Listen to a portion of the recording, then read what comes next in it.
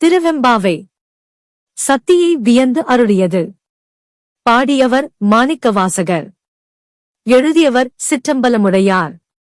மார்கழி 3ஆம் நாள். முத்தன்னர் வெண்ணகையாய் முன்வந்ததிலிருந்து என் அத்தன் ஆனந்தன் அமுதன் என்று அள்ளூரி தித்திக்கப் பேசுவாய் வந்துன் கடை திறவாய். பத்துடையீர் ஈசன் பழடியேர் பாங்குடையீர் புத்தடியோம் புன்மை தீர்த்தாட்கொண்டால் பொல்லாதோ. எத்தோனன் அன்புடமே எல்லோம் அறியோமோ. சித்தம் அழகியார் பாடாரோ நம் சிவனே. இத்தனையும் வேண்டும் எமக்கேலோர் எம்பாவாய். விளக்கம். முத்து போன்ற பற்களை காட்டி புன்னகை செய்கின்றவளே, சிவபெருமான் என்னுடைய தலைவன், ஆனந்தமயமானவன், அமுதின் இனிதானவன். அதனால் இனி நீங்கள் வருவதற்கு முன் நான் எழுந்து தயாராக இருப்பேன் என்று இனிக்கும் வகையில் பேசினாயே. இப்போது இன்னும் உறக்கம் கலைந்து எழுவதற்கு மனம் இல்லையா? வந்து உன் வீட்டின் கதவை திற என்று ஒரு தோழி கேட்கிறாள். அதற்கு வீட்டிற்குள் இருந்து ஒரு பெண் கூறுகிறாள்.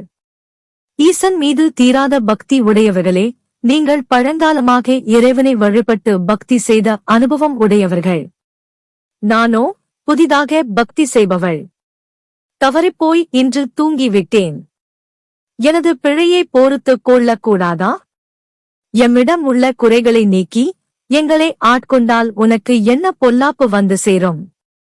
ஆகவே உன்னோடு சேர்த்துக்கொள் என்று கேட்கிறாள். அதற்கு வீட்டின் வெளியில் இருக்கும் தோழிகளில் ஒருத்தி கூறுகிறாள், நீ ஈசன் மீது எத்தனை அன்புடையவள் என்பதையும் உன் பக்தியின் சிறப்பையும் நாங்கள் அறிவோம், அதனால்தான் உன்னை அழைக்கிறோம். நமக்குள் பழையவர்கள் புதியவர்கள் என்று பேசிக் கொள்வதில் அர்த்தமில்லை. மனம் தூய்மையானவர்கள் நம் சிவபெருமானை பாடாமல் இருக்க முடியுமா? எனவே நீயும் வந்து எங்களோடு சேர்ந்து ஈசனின் புகழை பாடி பணிவோம். இறைவனை அடைவதற்கு இந்த பாசாங்கும் இது போன்ற சண்டையும் நமக்குள் வேண்டும். இதுவும் ஓர்வகை இன்பமே. கருப்பொருள். இறைவனுக்கும் அனைவரும் சமம். பக்திக்கு சிறியவர் பெரியவர், ஆண் பெண், சிற்றியர் பேரியர் என்ற எந்த பேதமும் கிடையாது. மனிதரில் ஏற்ற தாழ்வை எண்ணாமல் இறைவனின் திருவடிகளை இறுகப் பற்றிக் கொண்டு பிறவிப் பெருங்கடலை கடக்க வேண்டும். சீவன் சிவத்தோடு சேர்வதையே நோக்கமாகக் கொண்டு வாழ வேண்டும் என்பதே இந்த பாடலின் கருத்து.